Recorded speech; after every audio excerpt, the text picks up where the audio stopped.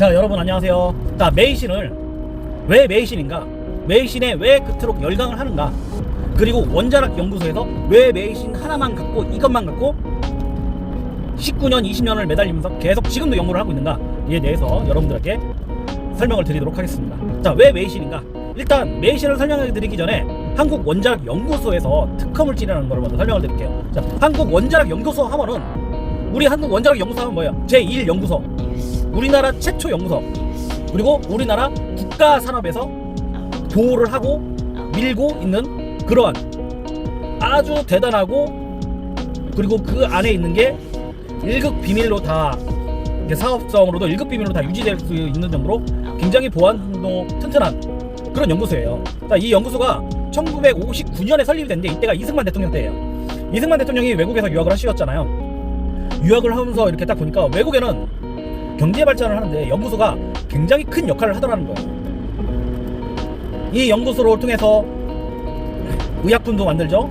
과학적인 것도 생산을 하죠. 또 여러 가지 실험을 하는 거예요. 그리고 한국 원자력 연구소 하면 뭐예요? 원자력 연구소, 항암 치료, 암 치료, 암센터, 이 암에 대한 그런 안정성을 갖고 암을 치료할 수 있고, 또 방사선을 쓰여서 여러 가지 제품도 만들고, 그래서 이 국가에서 어떤 허가가 떨어지면 국가에서의 그 돈을 투자를 받거나 기업 유치를 받아서 연구를 하는 데예요.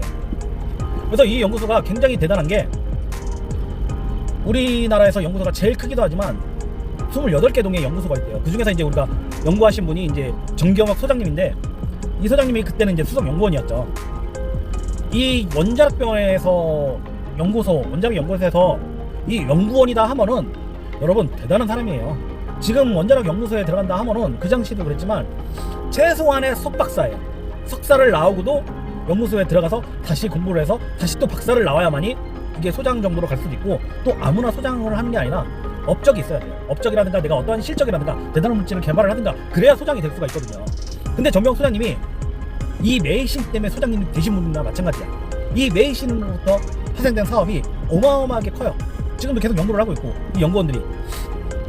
그래서 가장 안전하고 가장 믿을 수 있고 그러한 연구소, 그리고 사회기업 연구소 산하 처음으로 만든 게 또 원자력 연구소에서 콜마, 그죠? 해서 그것도 어마어마하게 성장을 시켰죠. 지금도 성장을 하고 있고, 그런 연구소에서 이런 메이신 성분을 원천 특허를 다 갖고 있다. 특허에 대한 거는, 모든 메이신에 대한 거는. 그렇기 때문에 이 메이신은 좀 이따가도 제가 설명을 드리겠지만 절대 다른 기업에서 따라할 수가 없다. 그거를 먼저 말씀드리고요. 자, 그 다음에 이제 메이신. 그러면 이 메이신이라는 거는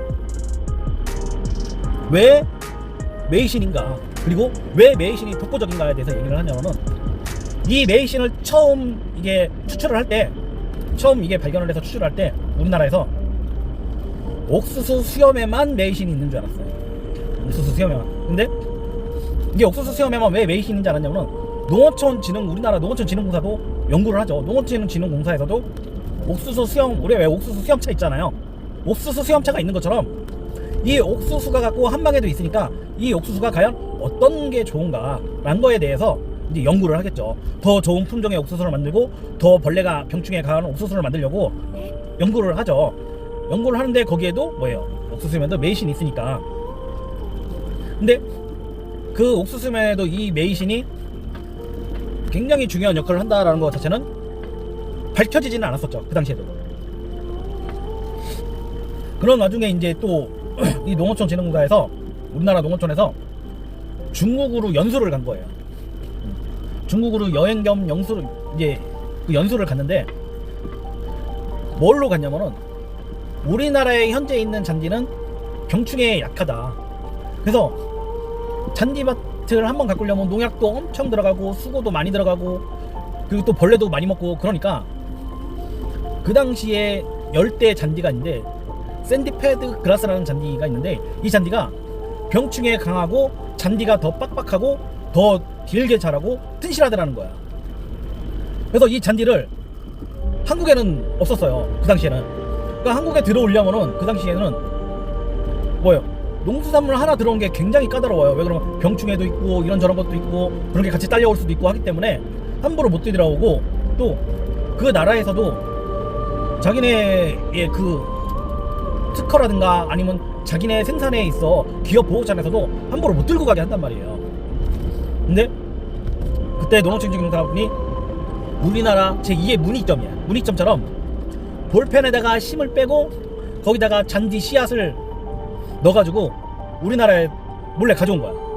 근데 이게 몰래 가져온데 그렇다고 해서 이걸 훔쳐서 가져온 게 아니라 잔디 씨앗을 사서 가지고 온 거예요. 근데 그 절차가 너무 까다롭고 너무 그게 못 가져올 수 있으니까 들고 올 수 있을 만큼만 볼펜 몇 자루 다 해서 가져오신 거죠. 그래서 자기 앞마당에다 잔디씨를 뿌렸대요. 이제 밭을 좀 읽어서 잔디씨를 뿌렸겠죠. 뿌렸는데 이제 이게 우리나라에서도 잘 자라는지 보자. 왜 그러냐면 이 잔디가 아프리카 열대성 잔디이기 때문에 우리나라는 사계절 있잖아요. 그러니까 추우니까 이게 안 자랄 수도 있으니까 1차 실험을 하신 거야. 이렇게 뿌렸는데 여름에 이제 잔디가 이렇게 수북이 올라오더래. 그래서 아, 이게 일단은 자라는구나. 잘 자라고 생존성도 뛰어나는구나. 근데 겨울 되니까 잔디가 싹 이렇게 잎이 말라서 죽는 거야. 이제 추워서. 그래서 아, 이게 우리나라에서는 잔디가 못 살 건가? 한번 좀 더 두고 보자 했는데 다음 봄에 잔디가 더 파릇파릇하게 많이 올라오더라는 거야. 그래서 아, 이것도 우리나라에서 자생을 할 수 있구나.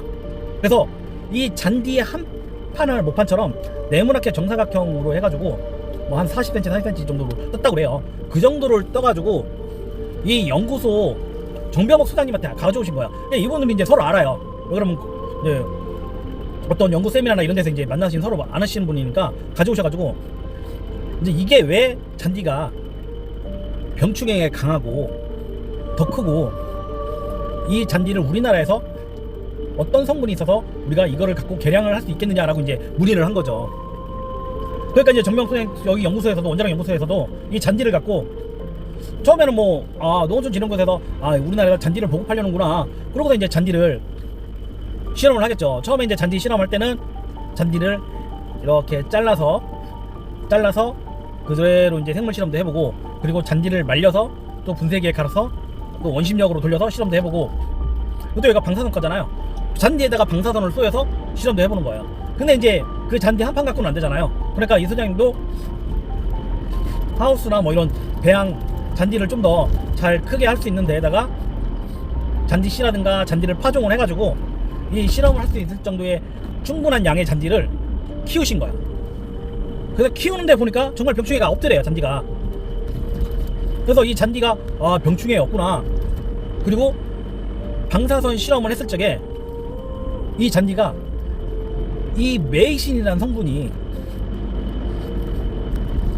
2.5배가 껑충 뛰더래요. 더 많아지더래. 그래서 이게 방사선을 쏘였더니 메이신이 더 많아지는구나. 그렇다는 거는 뭐냐면은 이 메이신이 활성산소를 잡고 황산화 작용이 있는 성분이구나 라는 거를 이제 그 결과를 통해서 나온 거죠. 근데 농어촌진흥공사에서 뭐예요? 왜 병충해가 안 먹느냐, 그거에 대한 게 나왔으니까 이 메이신을 최초 발견한 사람 중에 한 사람이 미국 농수산청의 닥터 스노기 씨라는 분이래. 이분한테 이제 메일 보낸 거예요. 의뢰한 거예요. 이런 잔디가 있는데 왜 얘가 병충해가 안 먹는 것 같냐, 안 먹느냐. 그러고 나서 문의를 했더니 거기에서 답이 오기를 뭘로 하냐,